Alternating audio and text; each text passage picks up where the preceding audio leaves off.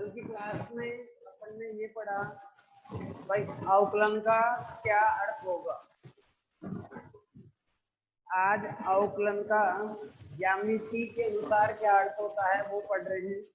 उसके बाद में उसके सूत्र आएंगे अपने पास और फिर अपन क्वेश्चन हल करेंगे। उसके बाद देखो ज्यामिति में इसका क्या अर्थ है वो देखो।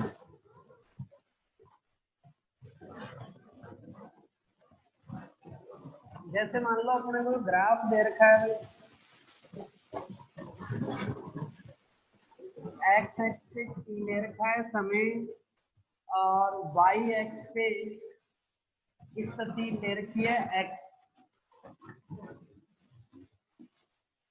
ग्राफ दे रखा है अपने को किसके मध्य, x व t के मध्य। अब देखो पूछा क्या गया है अपने को, इस तरह का कोई ग्राफ दे रखा है। अपने को ये पूछा है कि जब t का मान 2 सेकंड है, t का मान कितना सेकंड है बताओ, 2 सेकंड है, तो अवकलन का मान क्या होगा, मीनिंग dx का मान क्या होगा।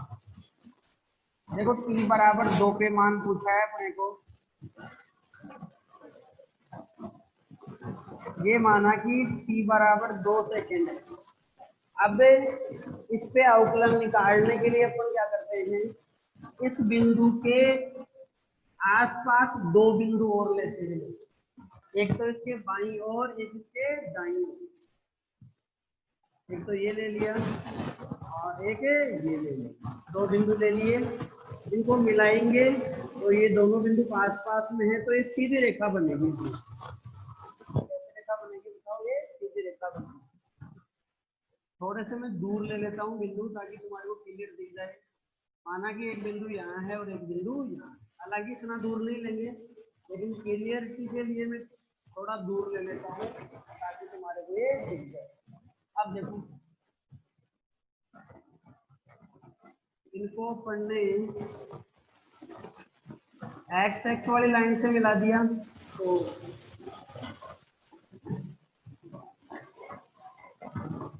ये मान जो है वो है t, और इसमें थोड़ा सा समय और जोड़ दिया डेल्टा टी, तो ये मान हो गया t प्लस डेल्टा टी।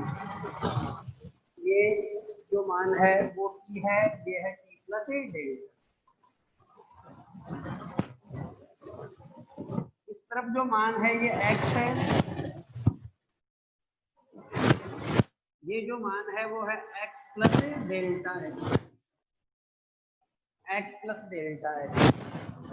अब देखो अपने को जो सरल रेखा मिली उसका ढाल निकालना है। अपने को जो सरल रेखा मिली उसका क्या निकालना है बताओ, ढाल निकालना है। तो मैंने एक त्रिभुज बना लिया, ये वाला ये त्रिभुज बना लिया मैंने।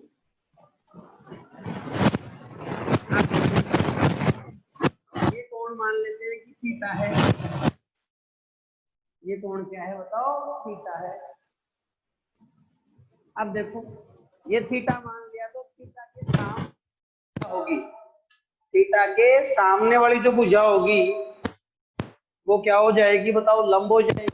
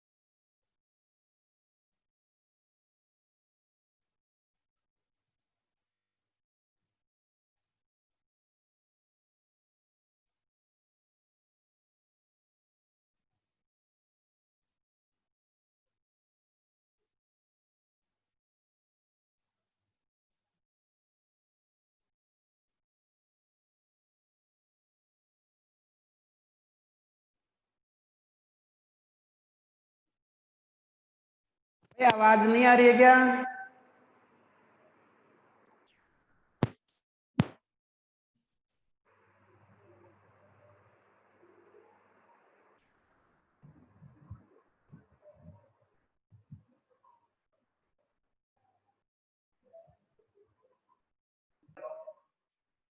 ये बोल रहे हैं भाई एक बार चेक करो थे कि वापस से आवाज आ रही है क्या?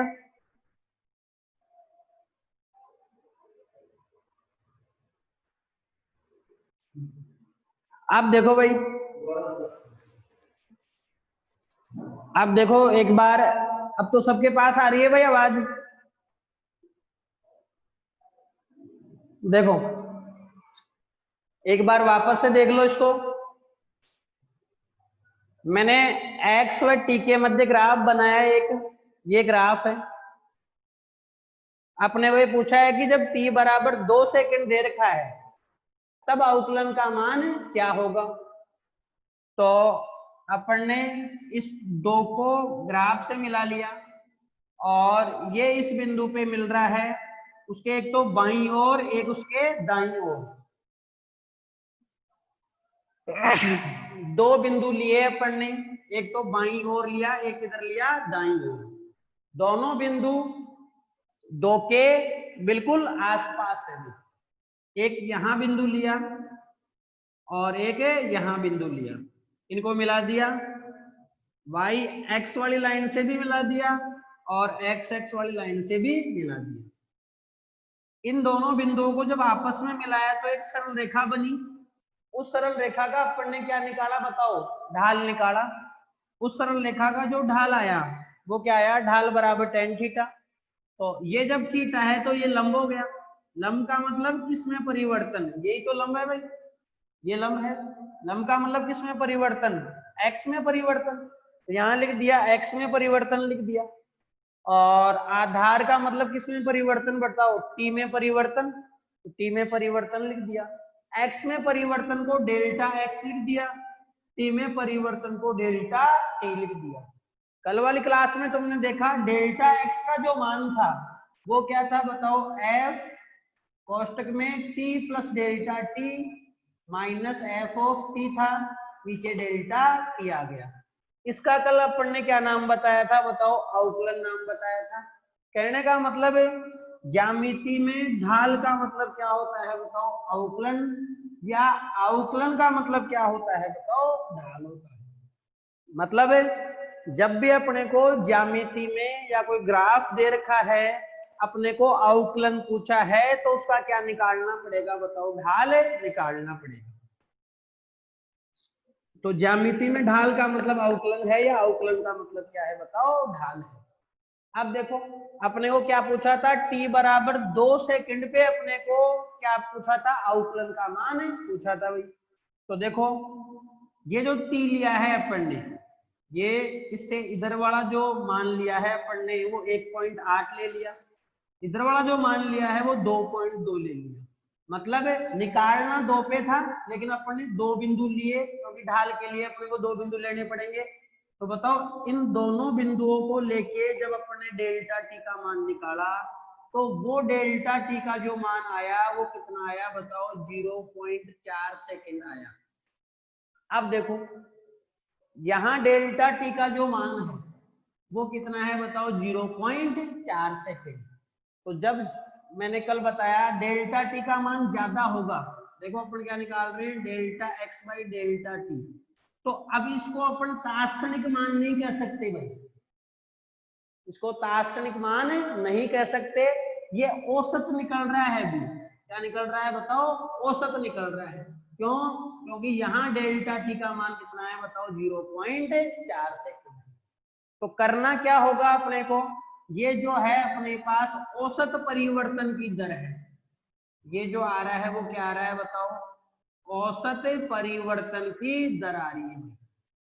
परिवर्तन की दर अपने को क्या निकालना है बताओ? तात्क्षणिक परिवर्तन की दर निकालनी है। तो डेल्टा टी जो होना चाहिए अपने पास वो अप्रोच टू जीरो होना चाहिए, मीनिंग जीरो के बिल्कुल पास में होना चाहिए।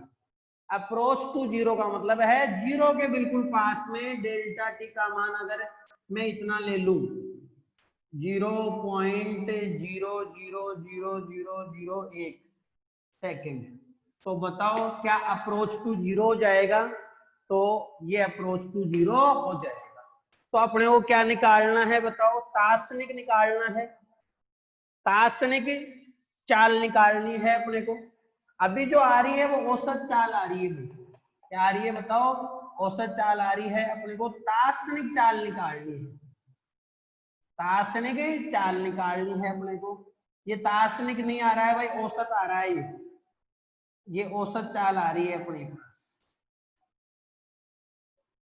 अब अपने को तात्क्षणिक चाल निकालनी है, तो शर्त क्या लगाई है अपन ने? शर्त लगाई limit, limit delta T approach to zero, meaning delta T zero के बिल्कुल क्या होना चाहिए? पास में होना चाहिए। Delta X by delta T बताओ, तो delta T approach to zero है तो ये dt हो जाएगा, और ये क्या हो जाएगा बताओ? dx हो जाएगा। ये जो आ रहा है वो क्या आ रही है बताओ? तात्क्षणिक परिवर्तन। ये औसत परिवर्तन नहीं आ रहा है भाई, ये कौन सा मान आ रहा है बताओ? तात्क्षणिक परिवर्तन की दर आ रही है। ये क्या आ रही है बताओ? तात्क्षणिक परिवर्तन की दर, तात्क्षणिक परिवर्तन की दर आ रही है। इसी को नाम बोला है अपन ने अवकलन। मतलब अवकलन के लिए तुम्हारे को निकालना क्या है? तात्क्षणिक मान निकालना है। सीधी सीधी बात यह है, अवकलन के लिए तात्क्षणिक मान निकालना है, बिल्कुल एग्जैक्ट उसी समय पे निकालना है जिस समय पे पूछा है। अगर मैं फिर बता दूं, समय अंतराल अगर ज्यादा होगा, जैसे 0.4 सेकेंड है, तो वो तात्क्षणिक नहीं आएगा, फिर कौन सा मान आएगा बताओ? वो औसत मान आएगा। तो अवकलन का मतलब मैंने तुम्हारे को बता दिया। ज्यामिति में अवकलन का मतलब ढाल होता है। वैसे मैंने तुम्हारे को बता दिया अवकलन का मतलब कौन सा परिवर्तन निकालना है? तात्क्षणिक परिवर्तन अपने को निकालना है, तात्क्षणिक परिवर्तन निकालना है। तो तात्क्षणिक परिवर्तन जब भी निकालेंगे तो वो अवकलन होगा। अब देखो, इतनी बात अपने फिजिक्स में ज्यादा इंपॉर्टेंस नहीं रखती, बस तुम सीधा रिजल्ट याद रख लो कल वाली क्लास का और आज वाली क्लास का। क्या रिजल्ट? कि अगर ज्यामिति अपन लेते हैं तो ज्यामिति में अवकलन का मतलब क्या होता है बताओ? ढाल होता है। जैसे मान लो अपने को कोई ग्राफ दिया, यहां दे रखा है y और यहां दे रखा है अपने को x, ये ग्राफ दे रखा है, ये ग्राफ दे रखा है। अब अपने को अवकलन पूछ लिया, मतलब क्या पूछ लिया बताओ? dy बाई dx पूछ लिया, dy बाई dx पूछ लिया। तो बताओ क्या करेंगे अपन? क्या निकालेंगे बताओ? अवकलन निकालेंगे। और जब अवकलन निकाल लेंगे तो क्या आ जाएगा बताओ? dy by dx। समझ आई बात? तो ज्यामिति में अवकलन का मतलब ढाल है, मतलब अपने जिस पे भी पूछा है वहां ढाल निकाल लेंगे, ढाल का मतलब अवकलन है, और ये क्या आ जाएगा? dy बाई dx आ जाएगा। तो ज्यामिति में तो अवकलन का मतलब ढाल है, या ढाल का मतलब क्या है बताओ? अवकलन है। और गणित में इसका अर्थ क्या बताया था अपन ने? कि ऊपर तो क्या किया है बताओ? अपन ने अंतर किया है, नीचे क्या किया है बताओ? भाग किया है। अंतर और जो भाग की प्रक्रिया है उसको नाम दिया था अपन ने अवकलन। कहने का मतलब तात्क्षणिक मान निकालना है, इसमें सीधी सीधी बात है ये। और ज्यामिति के अनुसार अगर कहे तो क्या निकालना है बताओ? ढाल निकालना है। अब अपन आते हैं अवकलन का बेसिक जो मीनिंग है, इसका बेसिक जो मीनिंग है उसकी बात तो कर ली अपन ने।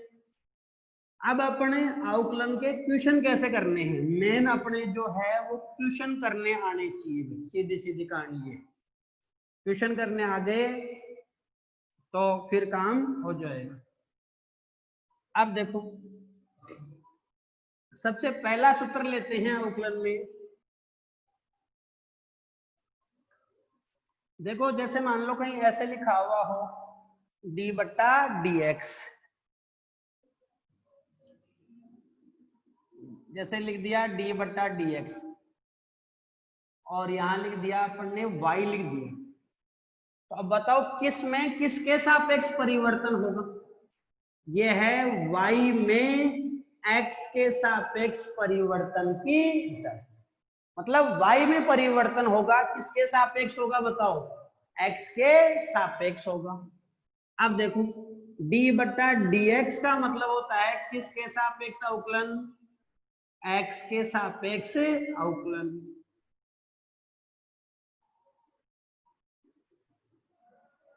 डी बट्टा डी टी लिखा हुआ है, इसका मतलब समझ गए होंगे, यहां जो लिखा है उसके सापेक्ष अवकलन करना होता है। यह आ जाएगा टी के सापेक्ष अवकलन आ जाएगा। ऐसे डी बट्टा डी वाई लिख सकते हैं, वाई के सापेक्ष अवकलन हो जाएगा। समझ आ रही होगी मेरी बात भाई? वाई के सापेक्ष अवकलन।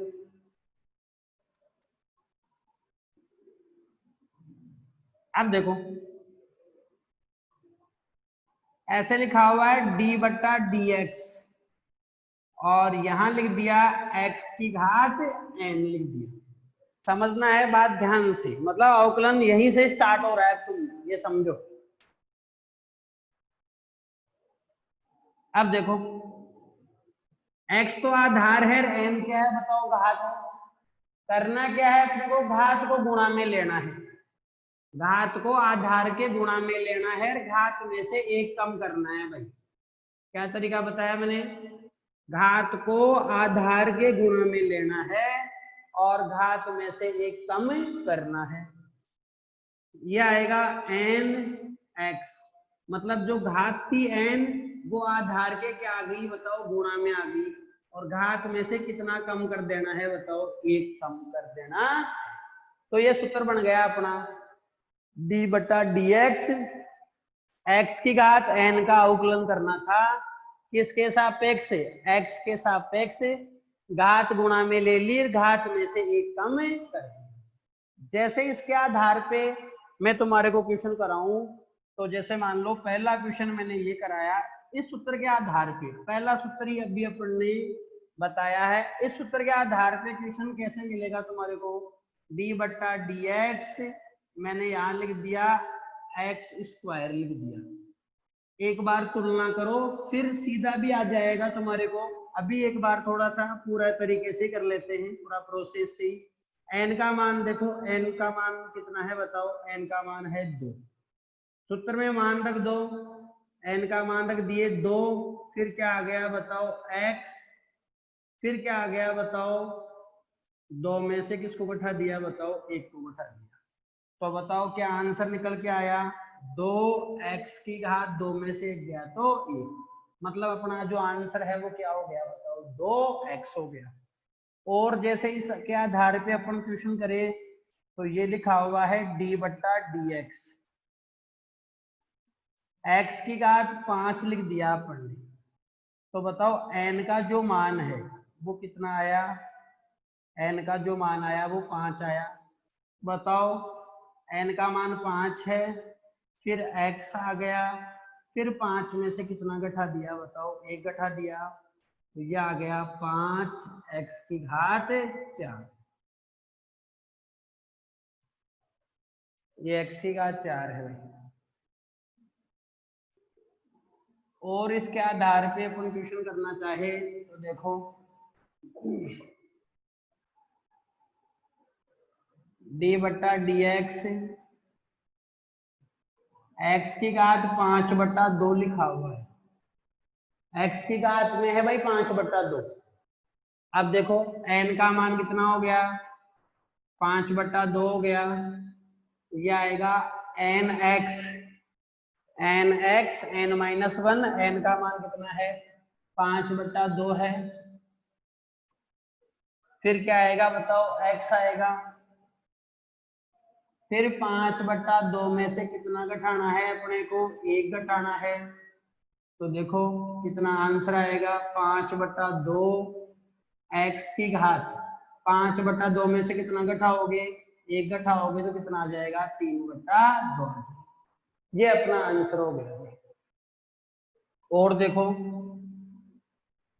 क्वेश्चन नंबर 4 लिखा हुआ है डी बट्टा डी एक्स, यहां लिख दिया अंडर रूट एक्स लिख दिया। क्या लिख दिया बताओ? अंडर रूट एक्स लिख दिया। तो देखो अंडर रूट एक्स लिख दिया, अंडर रूट का मतलब क्या है बताओ? वर्गमूल।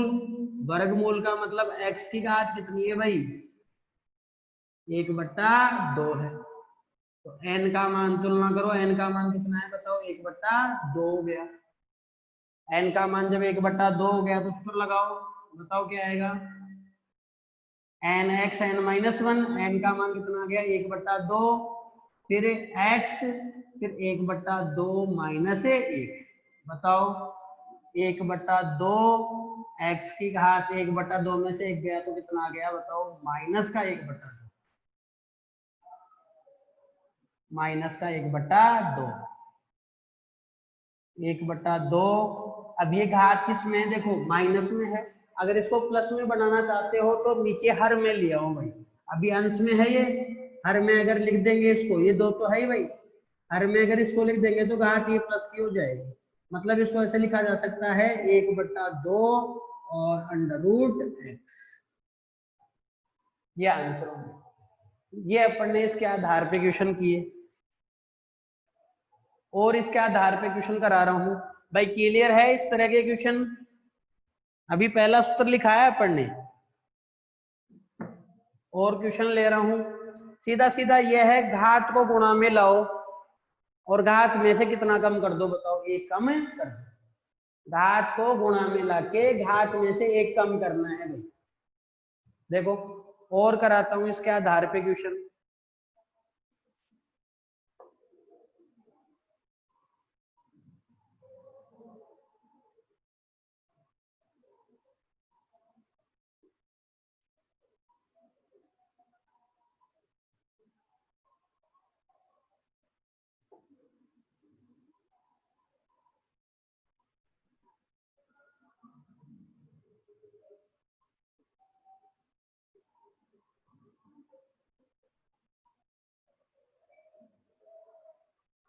अब देखो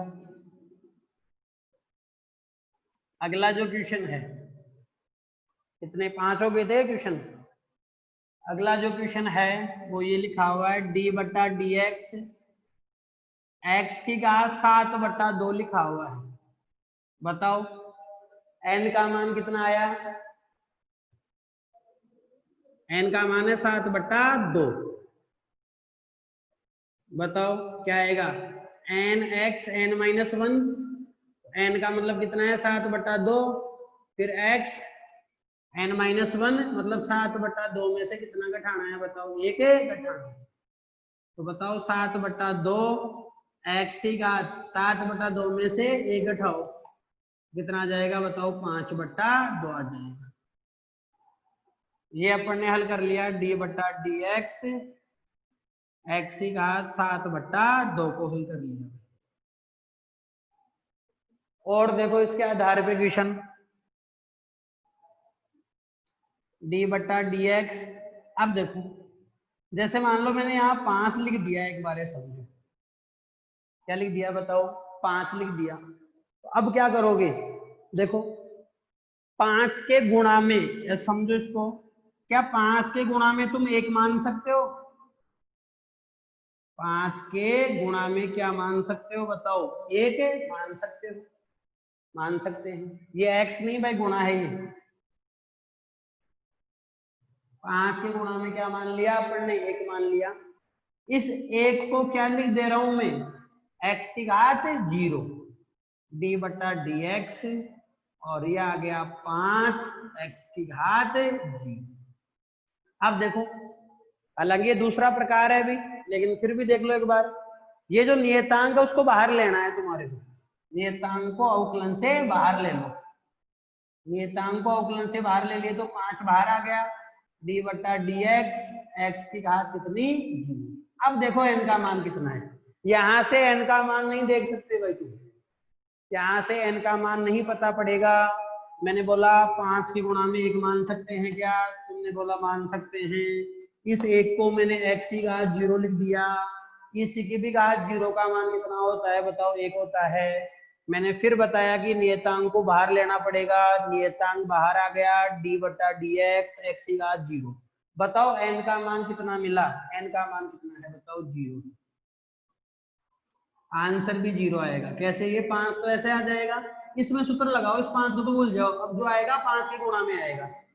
बताओ सूत्र क्या है, एन एक्स एन माइनस 1 है, n का मतलब कितना है बताओ 0 है, फिर x n का मतलब कितना है 0 माइनस 1, तो बताओ पूरा कितना आ जाएगा 0।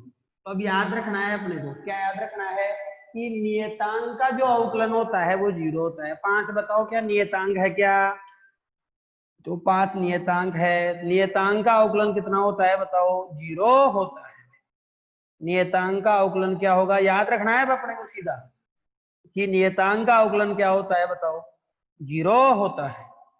चलो आगे और क्वेश्चन करते हैं इसके आधार पे। क्लियर हो रहे हैं भाई इस तरह के क्वेश्चन है भाई, इस तरह के क्वेश्चन क्लियर हो रहे हैं क्या? इससे एक रिजल्ट निकाल लिया अपन ने, क्या रिजल्ट निकाल लिया कि अपने पास नियतांक का अवकलन क्या होता है बताओ 0। नियतांक का जो अवकलन होता है वो 0 होता है। इसके आधार पे लिख सकते हैं अपने नोट लगा के d बटा डी एक्स। अगर यहाँ कोई नियत या नियतांक आएगा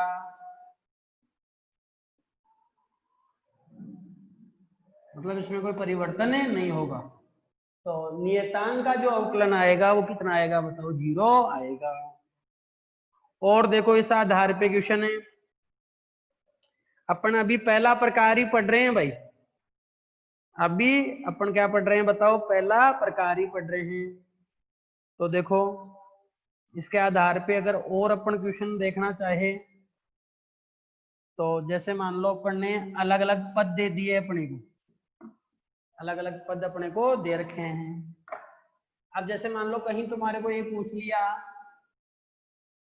d बट्टा डी एक्स है और पाई लिख दिया मैंने, पाई 22 बट्टा 7, तो बताओ पाई नियतांक है तो इसका नियतांक का अवकलन कितना लिख दो सीधा 0। समझ आई बात? मतलब नियतांक का अवकलन 0 होता है, ये समझो तुम। अगला क्वेश्चन इस तरह से दे दिया d बट्टा डी एक्स 1 बट्टा अंडर रूट एक्स, ये क्वेश्चन दे दिया 1 बट्टा अंडर रूट एक्स। ये जो पूरा मान है सुनना ध्यान से, ये यहां है,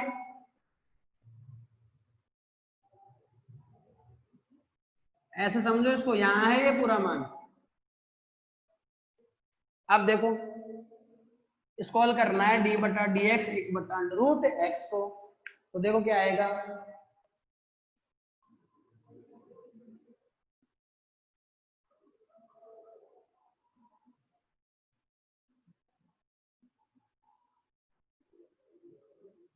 स्क्रॉल कर रहे हैं भाई, क्वेश्चन क्या है बताओ, मैं यहां लिख देता हूं d बट्टा डी एक्स 1 बट्टा अंडर रूट एक्स। देखो d बट्टा डी एक्स इसको कैसे लिख दूं, 1 बट्टा एक्स की घात 1 बट्टा 2 लिख सकता हूं भाई, 1 बट्टा यहाँ x की घात 1 बट्टा 2 लिखी हुई है, इसको ऊपर लेके जाओ भाई, ये हर में है, अंश में लेके जाओ तब तुलना कर पाएंगे। तो x की घात कितनी आ गई बताओ, माइनस की 1 बट्टा 2। अब तुलना कर लो भाई, अब तुलना कर लो, n का मान कितना आ गया, माइनस का 1 बट्टा 2 आ गया, सूत्र क्या आएगा एन एक्स एन माइनस 1 आएगा। तो n का मान कितना है बताओ, माइनस का 1 बट्टा 2, फिर x, फिर n माइनस 1, n का मतलब कितना, माइनस का 1 बट्टा 2 माइनस का 1, ये आ गया भाई। अब देखो माइनस का 1 बट्टा 2 और x की घात कितना आ गया बताओ, इसको डबल करोगे तो कितना आएगा, माइनस का 3 बट्टा 2, ये आंसर आ गया। और एक स्टेप कर सकते हो क्या, ये घात अभी अंश में है माइनस में है, हर में लिया हो प्लस में हो जाएगी, इसको लिख सकते हैं अपन क्या, हर में जब इसको ले आएंगे x की घात प्लस की 3/2 जाएगी। ये आंसर हो गया। क्लियर हो रहे हैं भाई? इस आधार पे क्वेश्चन है। जैसे मान लो एक क्वेश्चन और बताता हूँ इसके आधार पे, d/dx और अपने को लिख दिया 1/x की घात 4 लिख दिया। अब यहां तुलना नहीं कर सकते अभी, पहले इस घात को अंश में लेके जाओ। ये आ गया d/dx, अंश में ले जाएंगे तो x की घात कितनी हो जाएगी? -4। अब पता पड़ा अपने को n का मान कितना है? -4। सूत्र बोलो nx n-1, n का मतलब कितना? -4, x n-1 मतलब -4 -1, तो कितना आएगा? -4 x की घात -5 -4, ये माइनस में है, बताओ हर में ले आएंगे तो किस में है? ये प्लस में। ये जो पहला तरीका था उसके आधार पे मैंने कुछ क्वेश्चन बताए। क्लियर है भाई इस तरह के क्वेश्चन? कल नेक्स्ट टाइप की बात करेंगे, अगले प्रकार के क्वेश्चन करवाऊंगा कल। ये क्लियर है ना क्वेश्चन? भाई क्वेश्चन करने आने चाहिए भाई अवकलन में, सीधी सीधी बात ये है। कल की क्लास और परसों की क्लास का, जो कल की क्लास पढ़ी है पढ़ने, आज क्लास पढ़ी है अभी पहले क्वेश्चनों से पहले, उसका उतना ज्यादा इंपॉर्टेंस नहीं है जितना क्वेश्चनों का इंपॉर्टेंस है भाई। क्वेश्चन आने चाहिए भाई। आज के लिए इतना ही। Okay, thank you.